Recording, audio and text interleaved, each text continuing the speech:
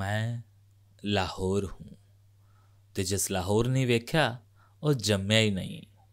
पिछली दफ़ा मैंने आपसे कहा था कि अगली बार हम बात करेंगे लाहौर की सड़कों पर संघर्षों की इबारत। इसमें कोई शक नहीं कि मुगलिया सल्तनत ने मेरा चेहरा संवारा। शायद यही वजह है कि औरंगजेब की बनाई हुई जामा मस्जिद की चमक आज भी बराबर बनी हुई है। आज भी अल्लाह के सभी 99 नाम इस मस्जिद की मेहराबों पर पढ़े जा सकते हैं।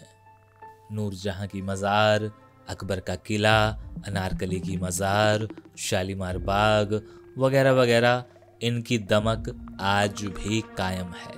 और यह दमक इस बात की गवाही देती है कि दस्तकारों की सारी कला यहाँ मुगल शहंशाह ने मेरी शक्लो सूरत संवारने पर खर्च की। लूटपाट, कत्लो गारत के हादसे मैंने अपनी पूरी उम्र में बार बार झेले हैं, मगर बाद में कुछ ऐसे भी शासक आए जिन्होंने अदब, कला, लोक संस्कृति व नवनिर्माण की मरहम से मेरे जख्मों को भरा। हालांकि निशान अभी भी बाकी हैं, मगर अंग्रेजों के शासन से कुछ वक्त पहले तक सभी जख्म भर चुके थे। अपनी नस्ल पर सभ्य व सुसंस्कृत होने का दावा करने वाले अंग्रेजों ने एक बार फिर से मुझे जख्म दिए। लूटपाट भी चली, तोड़ फोड़ भी हुई। मेरे अनगिनत खजाने लूट कर बरतानवी साम्राज्य के खजानों को भरा गया। कोहिनूर तो एक हीरा था, उन्होंने तो मेरी कलात्मक आबरू को भी नहीं बख्शा। मगर उनकी एक खूबी थी, हालांकि यह उनकी मजबूरी भी थी। उन्होंने पूरे मुल्क, खासकर मेरे सरजमी पर अपनी जड़ें मजबूत करने के लिए सड़कों, रेलों, पुलों के जाल बिछा दिए। नई कॉलोनियों का निर्माण किया, नए चर्च बनाए गए। यह सब वे अपनी रियाया यानी प्रजा के कल्याण के लिए नहीं करते थे। उनका मकसद अपने अमले के आवागमन को आसान बनाना व अपने वफादारों को बेहतर जिंदगी से नवाजना था। उस दौर में भी मेरी सड़कों पर दहशत नाचती थी, मगर उस दौर पर मुझे गर्व है कि मेरी सड़कों पर साम्राज्य शाही व तानाशाही के खिलाफ मेरे अपने वतन परस्तों ने लंबी जंग लड़ी। उन्होंने साम्राज्यशाही को न सिर्फ ललकारा बल्कि देश छोड़ने की चेतावनी भी दी। तब यहाँ के युवाओं के सीने में आग थी। पत्रकारों व लेखकों की कलमें आग उगलती थी। जुबान से निकले लफ्ज भी आग बरसाते थे और खुलेआम संघर्ष का एक अजीब दीवानगी भरा माहौल बन गया था। मंदिरों व मस्जिदों के अलावा स्कूल, कॉलेज, इन सब में साम्राज्यवादी तानाशाही के खिलाफ बगावत के बिगुल सुनाई देने लगे थे। यह बगावत दो तरफा थी। एक तरफ वे लोग थे जो सत्याग्रह के रास्ते पर चलते थे और दूसरी तरफ मेरे वे लाडले थे जो वहशियाना गोली का जवाब गोली से देते थे। हालांकि मेरा रुतबा उस समय एक प्रदेश की राजधानी का ही था, मगर मुझे मेरे पूरे उत्तर भारत में सबसे अहम माना गया था। दिल्ली के बाद मुझे ही ज्यादा अहमियत दी जाती थी। हालांकि इस संघर्ष में कलकत्ता, जो अब कोलकाता के नाम से जाना जाता है, बम्बई यानी मुंबई, लखनऊ, भोपाल, त्रिचूर, मैसूर, पुणे व सब वो शहर जो आवाम के सीने धधका रहे थे। यहाँ मेरे ही इलाके में रावी के किनारे पर 1929 में पूर्ण स्वराज का प्रस्ताव कांग्रेस पार्टी ने पारित किया था। इस अधिवेशन की अध्यक्षता पंडित मोतीलाल नेहरू ने की थी। यहीं पर रावी के किनारे मुस्लिम लीग के बड़े जलसे हुए थे। दरअसल मेरा वजूद उन दिनों उत्तरी भारत के सबसे बड़े शिक्षा केंद्र के रूप में भी था। Punjab university Lahore, FSC college और नेशनल कॉलेज में मेरे पूरे उत्तर भारत से नौजवान पढ़ने के लिए आते थे।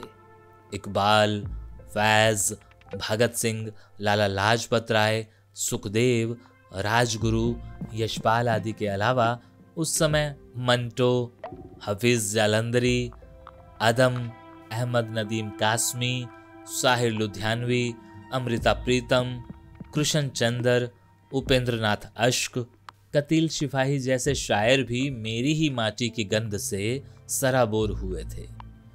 उस समय के क्रांतिकारी हिंदू, मुस्लिम, सिख व ईसाई के रूप में नहीं जाने जाते थे।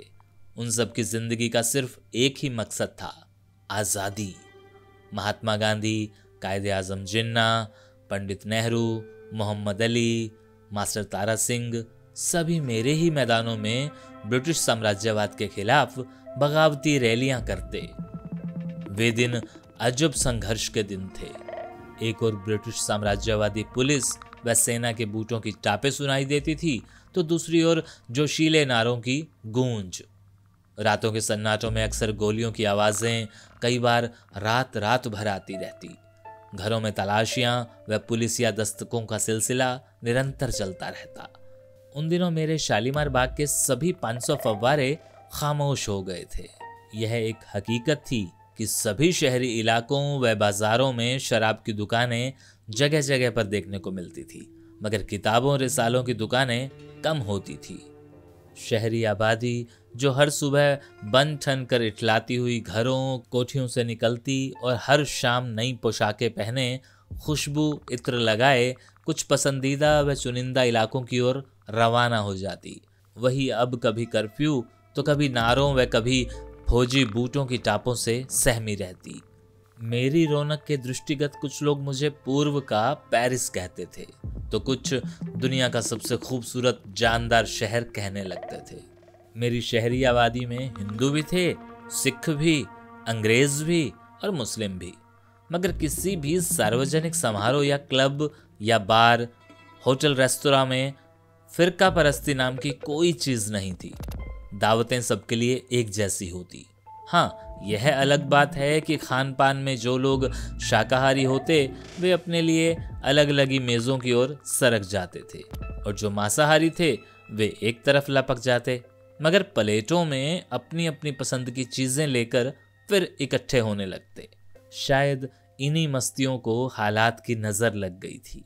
वैसे भी जवान खून अपने देश की आज़ादी के लिए तड़पने लगा था। बापू गांधी व जिन्ना के बीच भले ही ढेरों मतभेद थे, मगर दोनों इस बात पर एक मत थे कि अंग्रेज भारत से चले जाएं। नेशनल कॉलेज लाहौर व कुछ एक अन्य संस्थाएं साम्राज्यशाही के खिलाफ आंदोलन करने वालों की नर्सरी बन चुकी थी।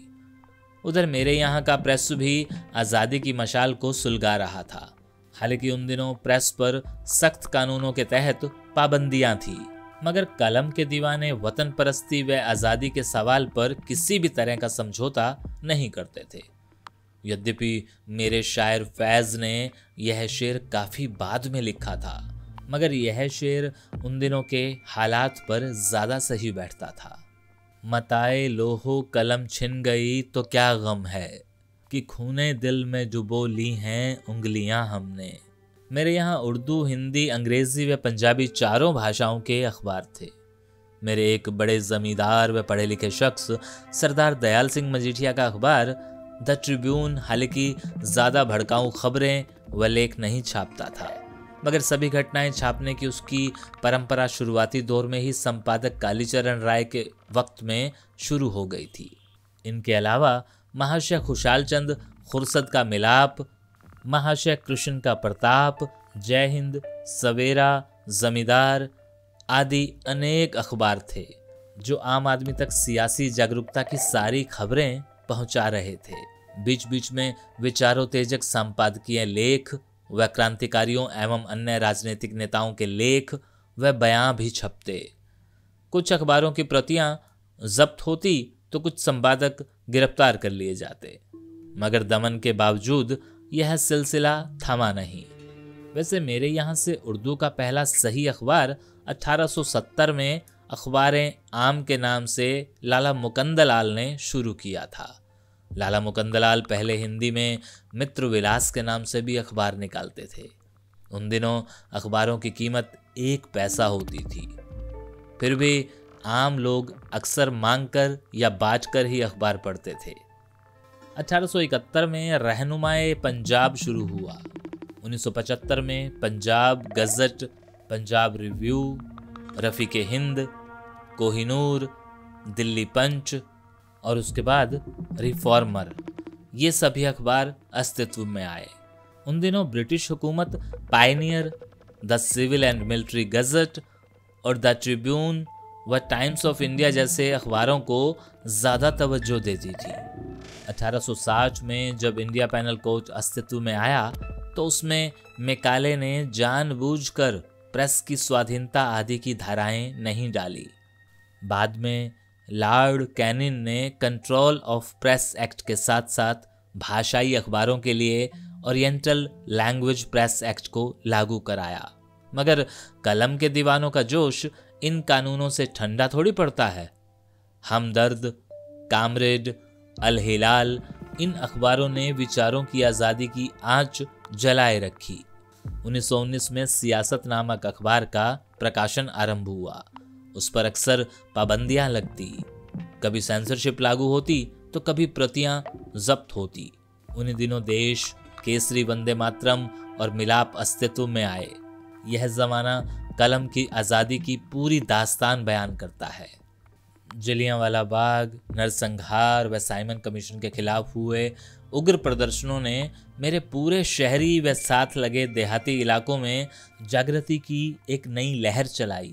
क्रांतिकारी जतीन दास की जेल में भूख हड़ताल व फिर शहादत और उन्हीं दिनों शहीद आजम भगत सिंह, राजगुरु व सुखदेव को दी गई फांसी ने पूरे मुल्क में रोष व विरोध की एक आंधी चला दी थी। सही मायनों में ब्रिटिश हुकूमत की चूलें उन्हीं दिनों हिल गई थी। और आज भी उस जगह पर हर साल शहीदों की शहादत के दिन मेरे शहर के हजारों लोग उस चौक, शादमान चौक पर एकत्रित होते हैं जहां तीनों को फांसी दी गई थी। और इसके बाद रावी। और हाँ, मुझे मत भूलिएगा, क्योंकि मैं लाहौर हूं, ते जिस लाहौर नहीं वेख्या ਉਹ जम्मिया ही नहीं।